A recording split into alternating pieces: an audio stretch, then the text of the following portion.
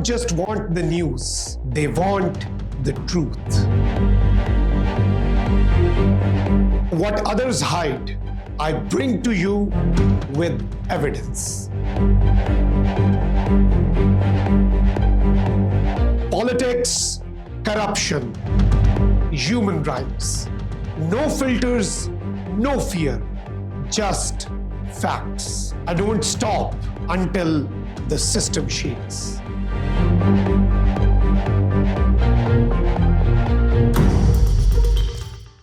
This is Trending Daily and I'm Makhdoom Shahabuddin. Tonight we turn to a major development in global diplomacy unfolding right here in Islamabad. A potential breakthrough moment as high-level talks between the United States and the Iran are expected to take place in Pakistan's capital. This is not just another diplomatic meeting.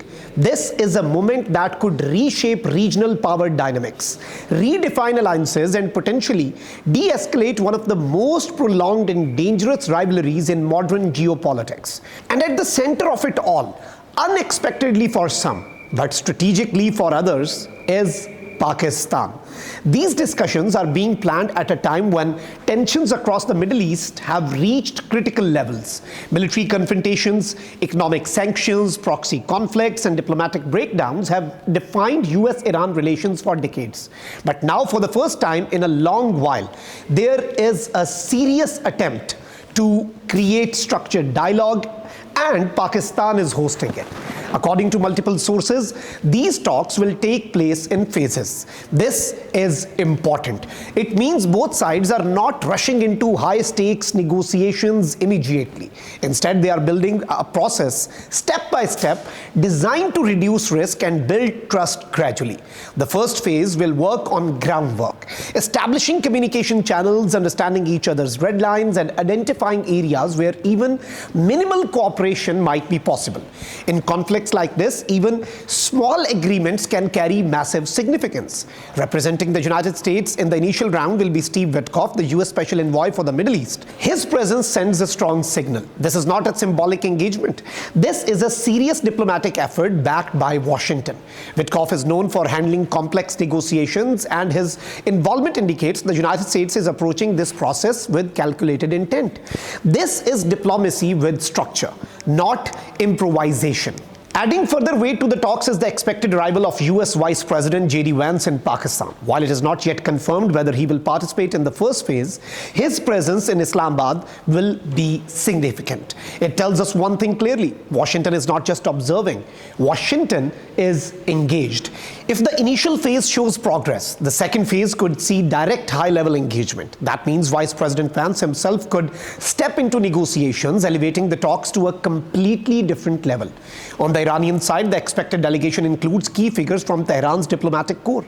Among them is Abbas Araghchi, along with senior officials Kazem Gharibabadi and Majid Takht Revanshi. These are not mid-level representatives. These are decision makers. Their involvement reflects that Iran is also approaching these talks with seriousness and strategic intent.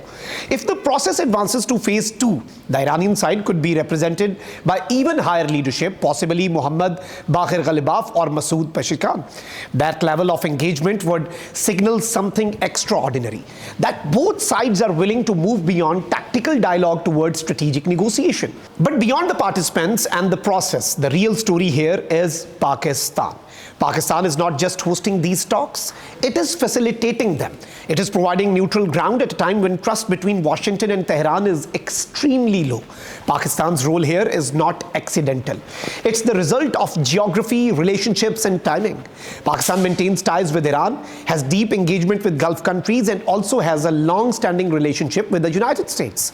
Very few countries can operate across all these spaces simultaneously. This gives Islamabad a unique advantage. Unlike traditional Western mediation hubs or Gulf capitals that may be seen as aligned with one side, Pakistan offers a platform that both parties can engage with without immediate strategic discomfort.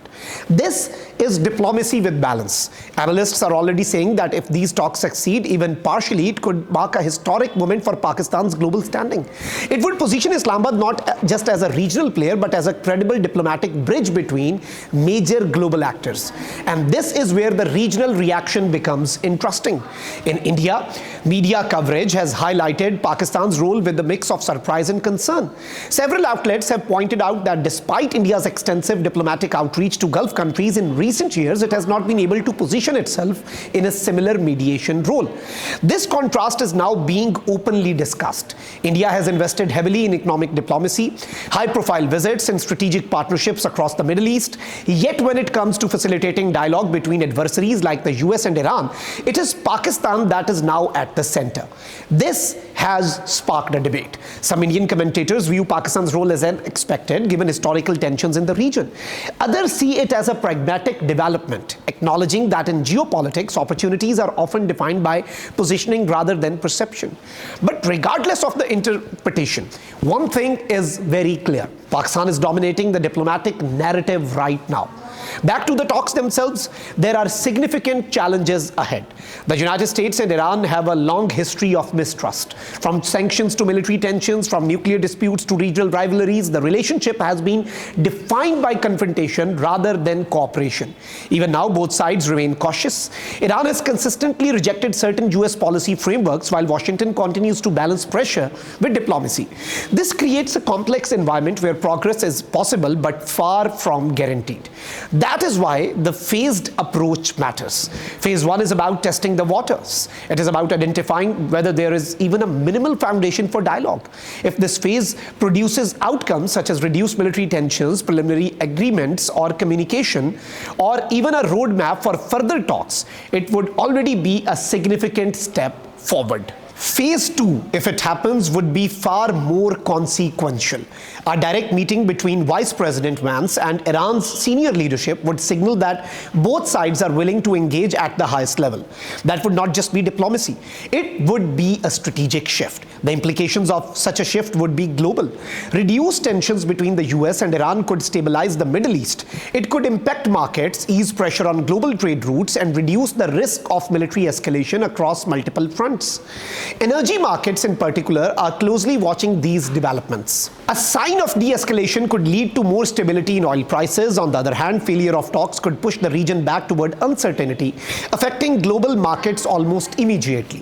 For Pakistan, the stakes are equally high, but so are the opportunities. If Islamabad successfully facilitates even partial progress, it could redefine its international image. From being viewed primarily through a regional security lens, Pakistan could emerge as a diplomatic actor capable of influencing global outcomes. This is strategic repositioning in real time. It also reinforces a broader message. Pakistan is not just reacting to global events, it is shaping them. As we look ahead, the coming days will be critical. Will phase 1 succeed in building trust? Will phase 2 even take place? And if it does, will it lead to meaningful agreements? These questions remain unanswered. But one thing is certain. The fact that these talks are happening in Islamabad is already a statement in itself. It is a statement about relevance, it is a statement about positioning, and it is a statement about Pakistan's role in a rapidly changing global order. In a world where conflicts are becoming more complex and diplomacy more difficult, creating space for dialogue is not just important, it is essential. And tonight, that space exists in Islamabad. You are watching Trending Daily. This is Makhdoom Shahabuddin. See you in the next episode.